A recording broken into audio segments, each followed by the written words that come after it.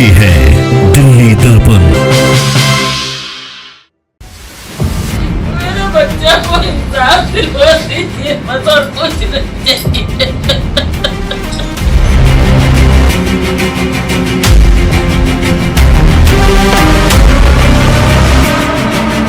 नमस्कार, आप देख रहे हैं दिल्ली दर्पण टीवी।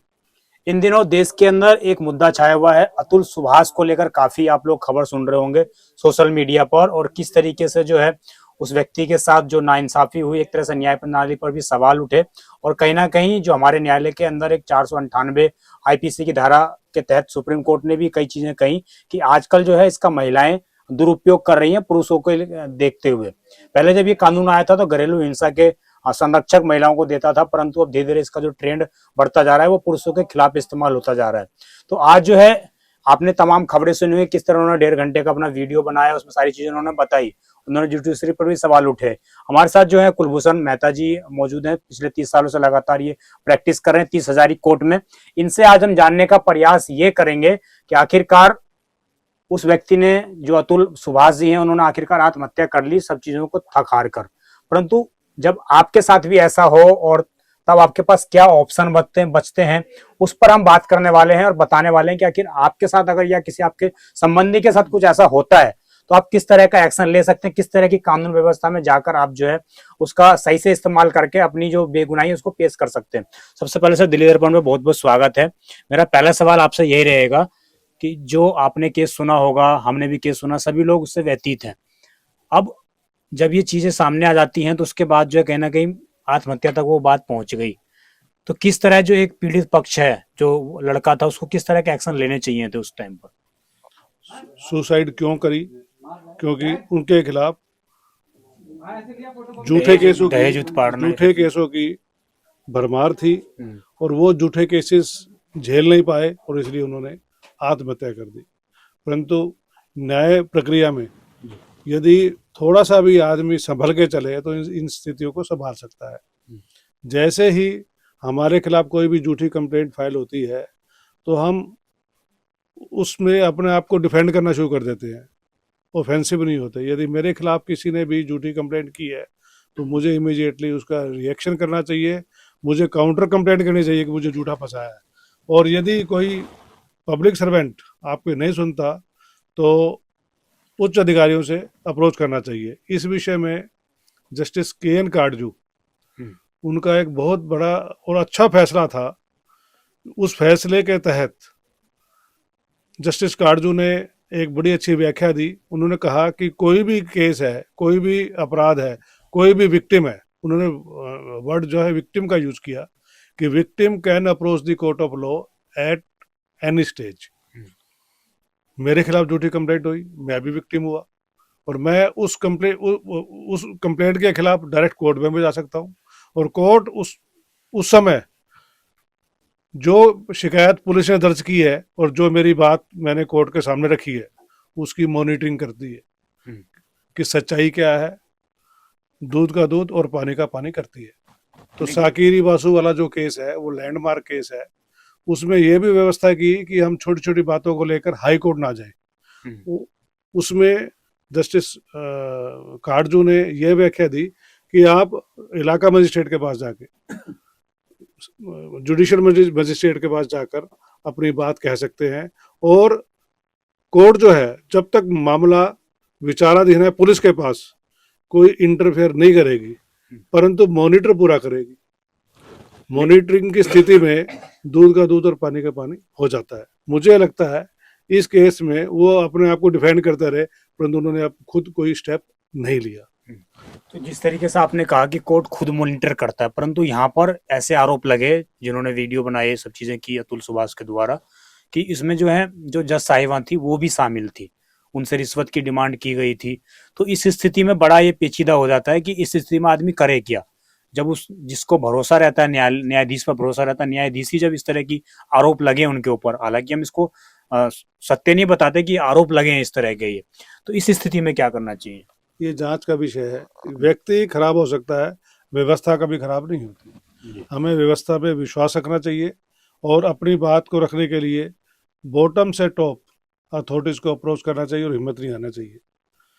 कहाँ पे उन्हें जाना चाहिए था? अगर जैसे इस निचली अदालत में चीजें हुई, उनको कहाँ जाना चाहिए था उस वक्त पे? क्या वो जा सकते थे? यदि उनके पास साक्ष्य थे करप्शन के तो उन्हें विजिलेंस में अप्रोच करना चाहिए था। एडमिनिस्ट्रेटिव साइड पे पुलिस के खिलाफ भी विजिलेंस ब्रांच बनी हुई है। ऐसे ही कोर्ट्स में जो इंस्पेक्टिंग जज होता है हाई कोर्ट का, उसके पास कंप्लेंट कर सकते हैं। रजिस्ट्रार जनरल के पास भी कंप्लेंट कर सकते हैं, जिससे लोगों वो रजिस्ट्रार जनरल को लगता है कि ये मामला बिल्कुल इंक्वायरी करने योग्य है और उनके पास जो साक्ष्य है तो इमीडिएटली स्टेप्स लेते हैं। इसमें ये भी देखा गया सर कि पहले जैसे दहेज प्रथा का केस दर्ज हुआ महिला की तरफ से, फिर उसके बाद जब वो केस थोड़ा समाप्ति की ओर बढ़ा तो फिर नया केस लगा दिया गया। तो क्या हमारे अंदर जो है, हमारे संविधान के अंदर ऐसी कानून पेचीदाएं हैं कि मतलब एक से एक केस बढ़ाते ही चला गया घटने की बजाय? तो ये चीजें फिर मॉनिटर नहीं हुई कहीं पर? व्यवस्था में जब भी कोई अपराध होगा और वो पुलिस मुकदमा दर्ज करेगी, छानबीन करेगी, और छानबीन करने के बाद पुलिस मुकदमा कैंसिल भी कर सकती है और कोर्ट में भी भेज सकती है। इसलिए हमें व्यवस्था में विश्वास करते हुए जब जब भी कोई हमारे साथ जाति होती है तो हमें अपनी उस जाति का जवाब अपनी कंप्लेंट के माध्यम से देना है। उसकी कंप्लेंट का जवाब नहीं देना, अपनी कंप्लेंट में लिखना है कि ये सब झूठ है और मेरे पास सारे साक्ष्य हैं, ठीक है ना। और उसने जो झूठी कंप्लेंट किया उसके खिलाफ कार्रवाई हमारी कानून में भी व्यवस्था है और प्रशासन में भी व्यवस्था है और अदरवाइज भी व्यवस्था है। तो जिस तरीके के घरेलू, सुप्रीम कोर्ट ने भी कल ये कहा कि 498 आईपीसी की जो धारा थी उसमें उसका इस समय दुरुपयोग हो रहा है, विशेषकर महिलाएं जो है पुरुष के खिलाफ इसका दुरुपयोग कर रही हैं। तो मैं जानना चाहूंगा आपसे कि उस कानून के अंदर से क्या प्रावधान थे और किसके तहत वो जो है आईपीसी की धारा पहले लगाई जाती थी? सुप्रीम कोर्ट ने तख्त टिप्पणी की है इसके खिलाफ। क्रूरता जो है, क्रूरता की जो व्याख्या है बड़ी वाइड है, परंतु जब 498 ए की जो धारा पे ये व्याख्या आई सुप्रीम कोर्ट से, तो 498 ए की जो धारा है ये पारिवारिक क्रूरता के ऊपर है। पारिवारिक क्रूरता में कोई ज्यादा साक्ष्य नहीं मिल पाते, इसलिए ये जो मुकदमा है वो कोर्ट में जाके यदि साक्ष्य है तो सजा होगी, साक्ष्य नहीं है तो आदमी बरी हो जाएगा। जिस तरीके से एक चीज और इसमें सामने आई कि जो महिला है वो लगातार पुरुष पे आरोप लगाती जा रही है, और साक्ष्य मिले ना मिले वो तो दूसरी बात है, परंतु वो आरोप लगाती जा रही है। तो इस मामले को लेकर क्या पुरुष के पास भी ऐसे कोई हमारे संवैधानिक अधिकार हैं कि वो भी जा सकता है कि नहीं जी मेरे खिलाफ भी हिंसा हुई है? हर जगह ऐसा नहीं होता कि महिलाओं के खिलाफ ही हिंसा हो रही है, पुरुष के खिलाफ भी होता है। तो उस स्थिति में पुरुष को क्या करना चाहिए? कौन से उसके लीगल अधिकार हैं? क्या वो पुलिस को बोल सकता है कि इस कानून के तहत आप केस दर्ज कीजिए इसके खिलाफ? मैंने जैसे अभी बताया कि जस्टिस काटजू का जो फैसला है वो अभी भी वर्तमान में भी जारी है। उसमें शब्द है पीड़ित। पीड़ित व्यक्ति कोर्ट में जाके कह सकता है कि मेरे साथ, चाहे एफआईआर उसके खिलाफ भी हो, ये जाके कह सकता है कि मेरे साथ बहुत बड़ी जाति हो रही है और मेरे पास ये साक्ष्य हैं, वो पहली नज़र में ये साबित कर रहे हैं कि वो झूठ बोल रही है। उस पे कोर्ट डायरेक्ट कर सकती है कि जिसने झूठी कंप्लेंट की है उसके खिलाफ कार्रवाई करो और उसको जो सजा उसको हो रही थी वो उस झूठी कंप्लेंट देने वाले को हो। ये व्यवस्था है। तो क्या जो निचली अदालत जो थी जिस पर आरोप लग रहे थे, तो वो क्या डायरेक्ट हाई कोर्ट में जा सकते थे उस वक्त अतुल सुभाष जी कि नहीं जी मेरे को जो है सुनवाई यहाँ पर हो ही नहीं रही है, मेरे से रिलेटेड चीजें नहीं हो रही है? क्या वो डायरेक्ट जा सकते थे हाई कोर्ट में? बिल्कुल, वो रिट पिटीशन हाई कोर्ट में डाल सकते थे कि प्रशासन के साथ मिलके, क्योंकि इसके अंदर स्टेट इन्वॉल्व हो जाता है कि एफआईआर होने के बाद वो स्टेट केस बन जाता है। स्टेट केस यदि स्टेट कोई जाति करता है तो रिट जुरिडिक्शन में जाके आदमी प्रोटेक्शन ले सकता है, अपनी बात कह सकता है और उनके खिलाफ कार्रवाई करवा सकता है। Extra ordinary jurisdiction high court के पास है और वो सक्षम है।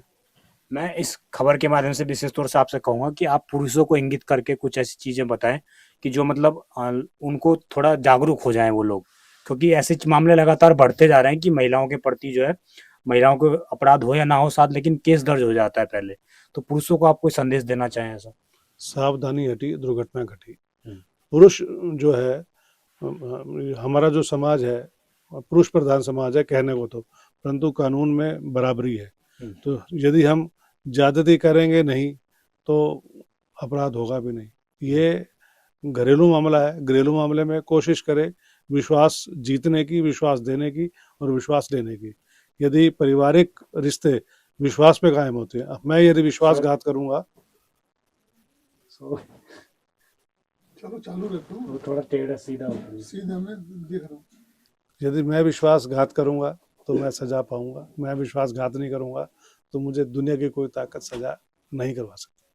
चलिए, हमने आपके सभी जो सवाल थे इस वक्त जो विशेषकर सोशल मीडिया पर दौड़ रहे हैं, तो वो सारे हमने सर से कंफर्म करने की कोशिश की। सर ने बड़ी बात ये कही कि पहले तो आप निजी स्तर पर ही कोशिश करें, अगर निजी स्तर पे चीज़ें नहीं होती हैं। और जिस तरीके से अतुल सुभाष जी ने जो फैसला एक कदम उठाया, तो कहीं ना कहीं वो तो एक सवालिया निशान तो है ही, परंतु वो ये भी दिखाता है कि जिस तरीके की न्याय प्रक्रिया की आपको भी जानकारी होनी चाहिए। अगर बाई चांस ये स्थिति आपके लिए उत्पन्न होती है तो आप ऊपरी अदालतों में जा सकते हैं, हाई कोर्ट में जा सकते हैं, सुप्रीम कोर्ट में जा सकते हैं। हर जगह आप रिट पिटीशन के माध्यम से अपना जो दायरा है वो बढ़ा सकते हैं। आप देखते रहे दिल्ली दर्पण टीवी। मैं विजय ठाकुर, धन्यवाद। लेटेस्ट खबरों के लिए सब्सक्राइब करें हमारा YouTube चैनल या फिर लॉग ऑन करें www.delhidarpantv.com। खबरों की कवरेज और विज्ञापनों के लिए संपर्क करें इस नंबर पर।